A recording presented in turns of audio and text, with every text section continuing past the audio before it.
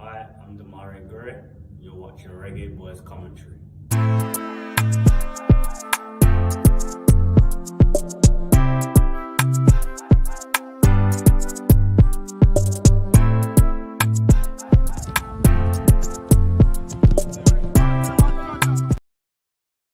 This video is brought to you by Andy Gone Nuts. 100% guaranteed fresh coconut water delivered straight to your door.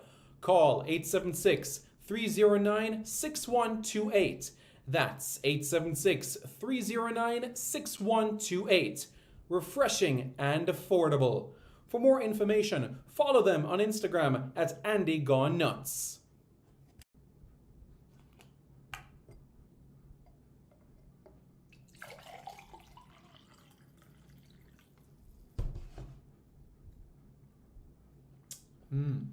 Truly refreshing.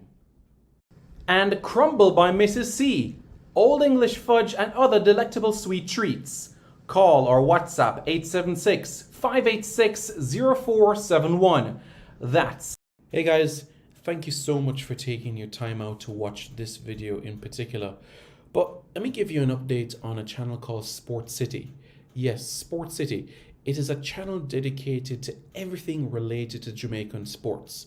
Football, cricket, athletics, netball, rugby league, rugby union, tennis, lacrosse, swimming, you name it, we got it on Sports City. And what is the channel designed to do? It is designed to highlight Jamaican talents across all of those sporting disciplines. If you're a Jamaican and you're playing that sport, then we got you covered on Sports City. So it's quite simple, guys. Hit the subscribe button to Sports City right now. Hello, everybody. I'm Simon Preston, and welcome back to Reggae Boys Commentary. This is the platform where we come together to discuss everything Jamaican football related. Are you guys ready for this discussion? Well, let's get right to it, shall we, as we get into the nick of things. Before we start, please hit the like button, and after you hit the like button, hit the subscribe button to Reggae Boys Commentary as well. All right, folks? So we're looking forward to this discussion eagerly.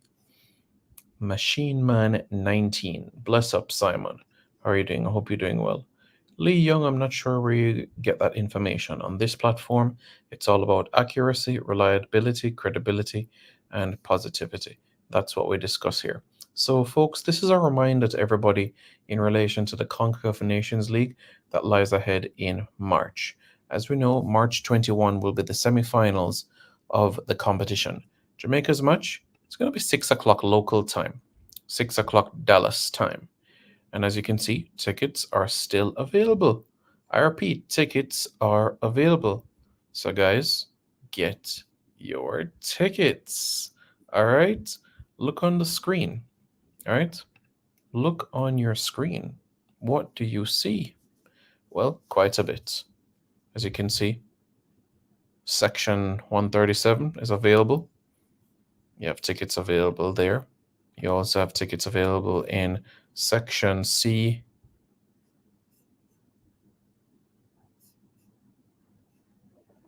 That's 334. Tickets there, $85, $255, $85, $60 tickets are Section 233, 244. $60 tickets there. 87 tickets up in the nosebleeds, as they call it. Section 325. 325 in this area. There we go. $60. As I said, sections 211 to 216. 211 to 216. That's the area that the Jamaicans will converge. Sections 211 to 216. Everybody get that? Sections 211 to 216. Okay? Good. So now that everybody has gotten that done and dusted, we can be able to progress further on, okay, in the grand scheme of things and discuss. So you guys can let us know your thoughts in the comments below as well, and we can progress further on with everything, okay? So that's what we can be able to bear in mind. All right, so as we know, the CONCACAF under-20s will depart the island on Monday, and that's in relation to upcoming friendly matches in Trinidad. What I'm going to do for you is play Trinidad and Tobago's under-20 coach and what he has to say in relation to the upcoming games. All right, guys, so we're going to play that for you guys so you guys can hear what he says. All right, and from there can discuss different things.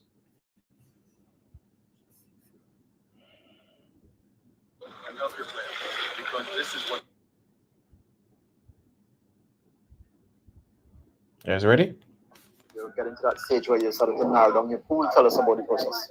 It's been good. I was very fortunate to have Andrew Coney work with the guys when I was gone to top off their fitness, and it shows right now, and it showed in the weeks since I came, that their fitness levels are higher now, so they could do more, so we could demand more from them. So it's been a good process so far. What are some of the things that you're happy about at this point in time? I'm at a point where I can start to see what the team is going to look like. Everybody's not here yet, but all the players who are here in Trinidad Tobago, they've been doing improvements.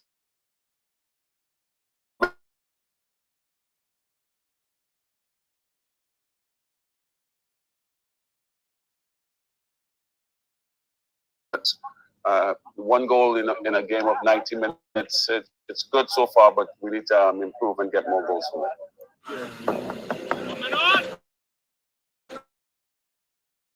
Trinidadian players are naturally gifted players, talented players. However, they don't get they feel sometimes they get scolded when they make a mistake. I'm not that kind of coach. I'm the kind of coach that's going to encourage their creativity. I'm going to expect them to do creative things in the attacking third. And now, because I think it's something different that they don't normally have a coach saying, go ahead, be creative, do what you have to do in the attacking third. It's a little bit different, but they're having some joy from it. And the one thing I like about the kids, they're disciplined. They listen to what I ask, and they give it back to me on the field. All right. 2 good games against Jamaica to look forward to. Mm-hmm. Next week, tell us how this is going to fit into your scheme of preparations. Well, it's going to be a team from first of all, from the Caribbean, the kind of play that we're accustomed to. But at the same time, it's a quality game. And we're going to have to come and give our best effort to show these guys that we can play, not only play, but to win. Because as far as I'm concerned, that's what's going to bring the crowds in the stadium. When they see that we're winning games, they'll want to come watch us. So that's what we're going to come out and do. Work hard, win a game. Perfect. Hawk there. But in the end, I think we got what we want to get out of the game. Yeah, everyone, all that. But that was Brian Haynes, the head coach of Trinidad and Tobago's under-20 team. Let's now hear from Lindell Sween. And help your player. Who's a player. This is what the game is all about. A player on the team, Lindell Sween. My name is Lindell Sween. I play left wing and attacker midfield, and I'm from Santa Cruz. I'm really excited. The preparation is going very well. I think that we need to come together a little bit more to perform well in the tournament. Well, I play in the top division in the Trinidad football, so I see myself as a leader in the team. So I think I could lead the players in the tournament. Swing strides up. Right on.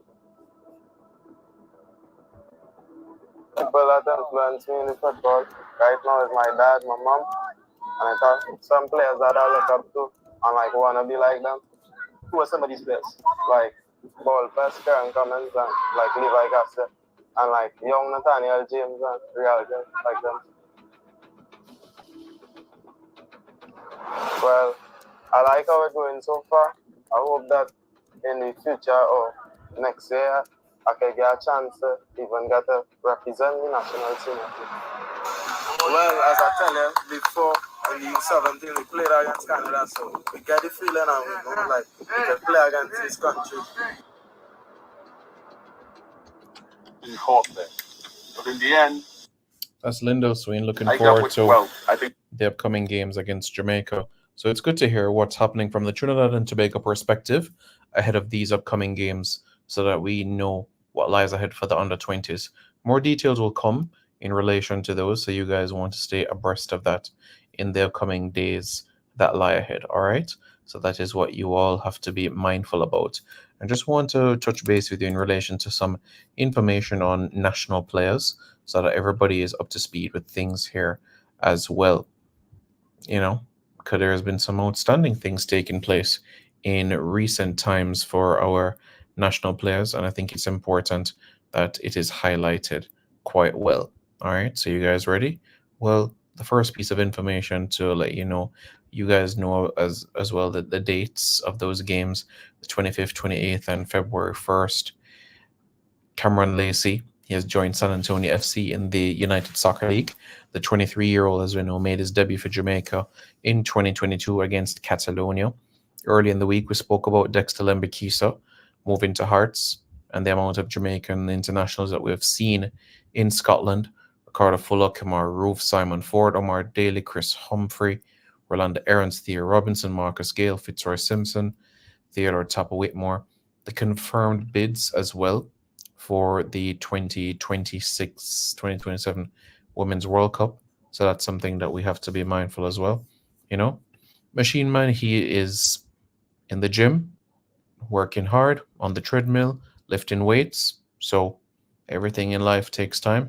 So I'm confident that he will be back in professional football at a club soon. The United States and Mexico is a confirmed bid, a dual bid. Brazil, that's one bid. Belgium, Germany, and the Netherlands is another bid as well. Jamaican footballers who have played in Spain: Altamont Butler, Keith Kelly, Shamar Nicholson, Junior Flemings, Khadija Bunny Shaw, Lauren Silva, Alison Swaby, Rebecca Spencer, Denisha Blackwood, Yasmin Jameson. So quite a few coming through with French leagues as well. We talked about Tyler Roberts being recalled by Wolverhampton Wanderers from his loan at Doncaster Rovers. Kenaya Boyce Clark, his deal at Reading is up until the summer of 2025. So look forward to more performances from him as well. So that's something that everybody can be aware about. Former national under-17 striker Nicholas Simmons, the brother of Cameron Simmons and the son of Greg Simmons, has committed to the University of Virginia. The 17-year-old 6'3" player impressed after playing for the Richmond Kickers in USL League One in 2023. All right, so that's the situation there. Shamar Nicholson, we know, has been on the score sheet recently. So has Melissa Johnson as well. So these have been great. Kiki Van Zanten has been drafted by the Houston Dash. So great to know that our national players have been getting some moves and also some performances in it as well. So very delighted about this, and long may this continue as well in terms of opportunities being opened up. This is an exciting thing, and hopefully this continues to progress some more. So very, very pleased about this. So very, very important. Let's see what you guys are saying as well. But at least you guys got a bit of insight into that. Did you guys hear what Coach Wall had to say? Well, let's have a listen, shall we?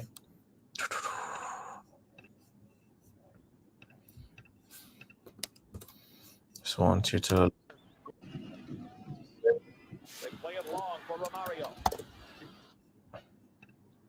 There we go. There we go. There we go.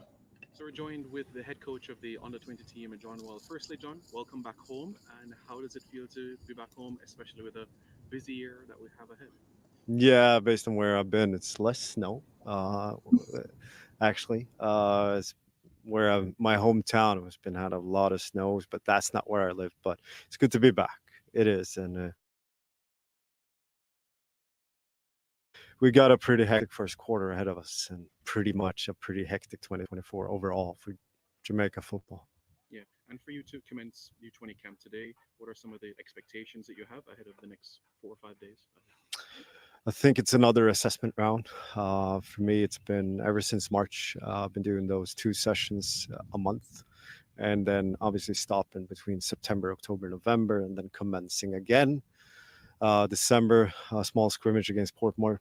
Really appreciate that they were willing to play us. They gave me a lot of insights too. Yeah. All right, Coach.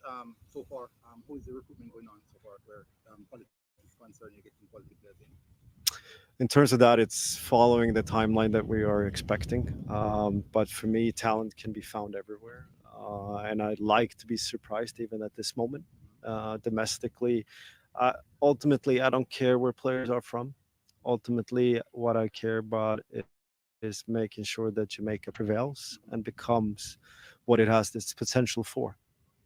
Camp comments today over the duration. Yeah. I would understand that not the entire team is here, no? You're expecting to get the entire squad in by sometime soon? It's kind of a more of a step-by-step process. For me, this is another assessment round with the domestic players, really. Mainly looking at JPL minutes, players that are on the verge of stepping in. And obviously, there are players that are anomalies, exceptions based on their environments. So for me, it gives me another shot. And then next stage is the Trinidad camp where we'll have friendlies. And then it will be domestic pool and the North American based players that are based there that I haven't been able to look in this environment. So fair shot to actually give it a full scope to know who they are, how they fit into the group, how they can aid, and ultimately for them to qualify for the 20s, the one. Over a few days, you have this bunch of players now. You think you can maybe squeeze in maybe just a little practice game to see where these players are at? The intention with the volume of players that has been called up, and I'm well aware that it's the all manning the Costa thing too, that these players will be involved and out and then involved again. That's how you have to deal with it, the external factors. Does that make it difficult for you? In an nothing is never an ideal world, and of course I have to deal with it, but obviously it's more where we all can collaborate to make the international window to kind of an acceptance to the full year. I would like to have like a full calendar where everyone is synchronized. It's not about you winning or me winning, it's about everyone winning. Ultimately, that's the thing. And for me, it would be the ultimate thing is that Jamaica actually start to export players in a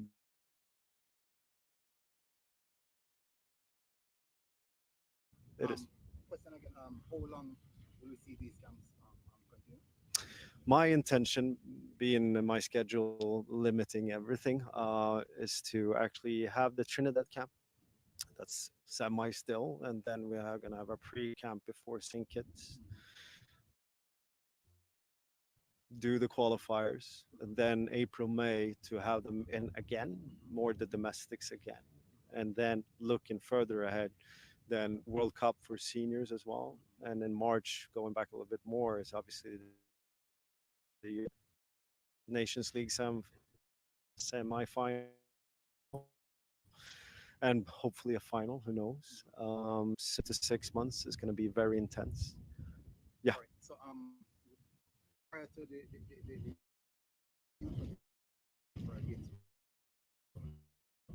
we expect to see more of this camp for Of groundwork, killers they did not, and they lost 12-0, which still is a big accomplishment, I think.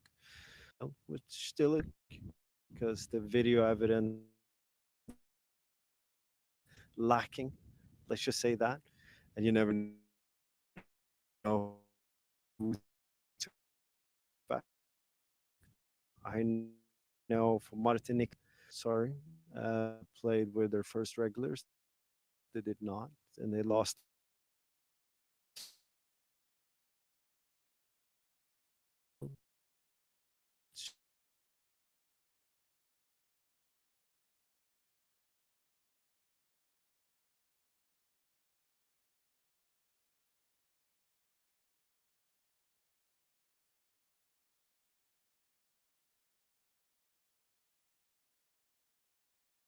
Well, folks, let us know your thoughts as well in the comments below.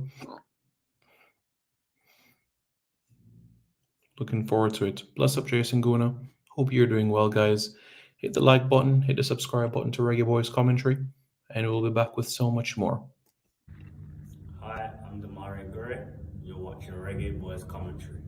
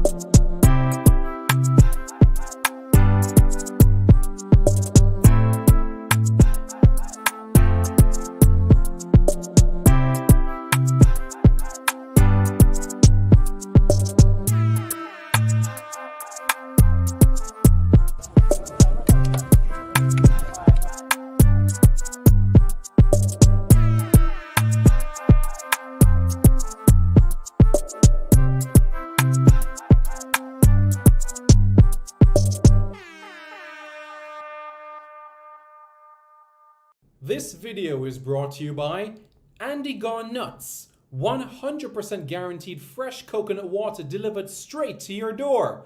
Call 876-309-6128. That's 876-309-6128. Refreshing and affordable. For more information, follow them on Instagram at Andy Gone Nuts.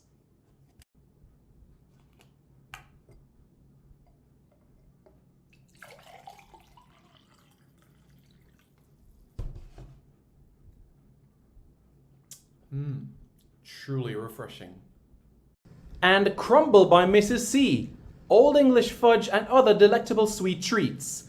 Call or WhatsApp 876-586-0471.